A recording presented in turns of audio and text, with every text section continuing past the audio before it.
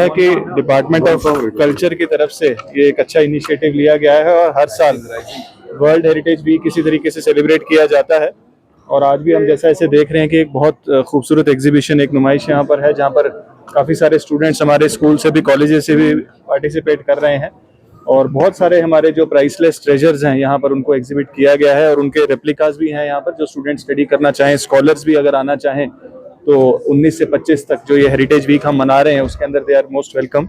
और एक heritage walk भी आज फ्लैग ऑफ करने का हमें मौका मिल रहा है, जो कि एक सालाना प्रैक्टिस भी है। और मैं समझता हूँ हमारे हेरिटेज से, हमें कल्चर से जुड़ने का भी एक बड़ा यूनिक मौका हमें मिलता है। जैसा हम जानते हैं कि Kashmir over the past several centuries बहुत सारी ऐसी यूनिक हेरिटेज सिविलाइजेशनल ट्रेजर्स हमारे पास हैं, चाहे शैविज्म हो, सूफिज्म हो, बुद्धिज्म हो, बहुत सारे ऐसे कल्चर्स का कॉन्फ्लुएंस यहाँ पर रहा है। आर्ट्स की बात करें, हैंडीक्राफ्ट्स की बात करें, म्यूजिक की बात करें, तो बहुत सारी ऐसे यूनिक नायाब हमारे हेरिटेज के ट्रेजर्स हैं जिनको वर्ल्ड ओवर रिकॉग्नाइज किया गया है। और उसी वजह से मैं समझता हूँ बहुत सारी हमारी ऐसी आर्किटेक्चरल प्रॉपर्टीज, आर्कियोलॉजिकल साइट्स भी ऐसी हैं जिसके लिए वर्ल्ड ओवर से टूरिस्ट यहाँ पर आते हैं।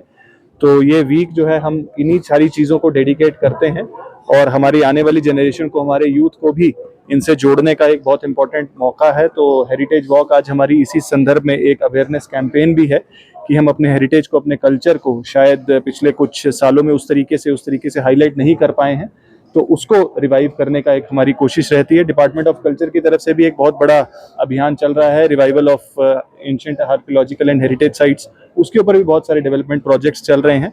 तो कुल मिलाकर के गवर्नमेंट की ये कोशिश है कि जितनी भी यूनिक हमारी हेरिटेज की, चाहे वो साइट्स हों, चाहे वो हमारे आर्ट एंड कल्चर हों, चाहे हमारे हैंडीक्राफ्ट्स हों, उन सब को लोगों तक पहुंचाया जा सके और इस तरीके से आवाम को भी इसके साथ जोड़ा। देखिए, ऐसा है कि हेरिटेज, जैसा आप जानते ही हैं कि ओवर द पास्ट ईयर्स शायद फोकस कम रहा था, और पिछले 3-4 सालों से फोकस बहुत ज़्यादा हेरिटेज साइट्स पर लिया गया है। हेरिटेज को प्रिजर्व करने के लिए, उसी यूनिकनेस के, उसको अप्रिशिएट करने के लिए जो हमारी सिविलाइजेशंस ने हमें over the years, over decades, over centuries दिया है, उसको कैसे संभालना है और आगे की जनरेशंस तक कैसे पहुंचाना है, उन सभी चीज़ों का मैं समझता हूँ एक वीक के अंदर एक कैप्सूल हमारा चलता है।